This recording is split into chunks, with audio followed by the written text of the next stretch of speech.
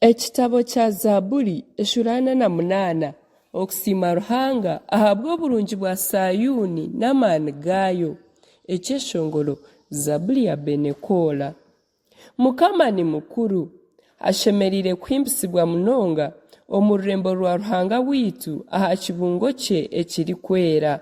Ekibungo Sayuni ekiri aha bukiizi bwa bumosho ekirungi munonga omu kunyeta kwakyo nikyo ensi yoona eshemererwa, kandi nirwo rurembo rwa Mukama rugambwa.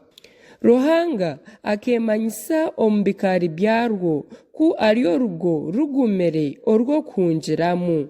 Reeba, abagabe bakaterana bizira hamwe, kubarurebire batangara, bakwatwa obwoba, bahunga.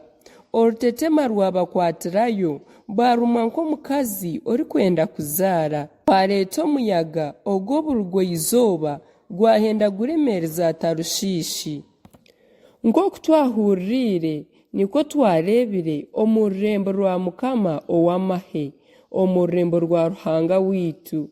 Ruhanga ari arugumiza kimwe ebiro byona. Sera. Ayi Ruhanga, tutekatekere munonga aha mbabazi zawe turi omuri hekalu yawe. Nk'oku izina ryawe riri, ayi Ruhanga, n'okuhimbisibwa kwawe nikwo kuri nikuhika aha muheru gw'ensi. Omukono gwawe gwa buryo gwijwire okuhikirira. Ekibungo Sayuni kishemererwe, abishiki ba Yuda besiime ahabw'emicwere yawe y'oburyo. Mugendagende aha kibungo Sayuni, mukyehinguririze, mubare eminaara y'orwo rurembo. Mwetegereze orugo rwarwo oku ruzitiire, mumanye ebikaari byarwo, murebe oku muribiteekyereza ab'obusinge oburiija.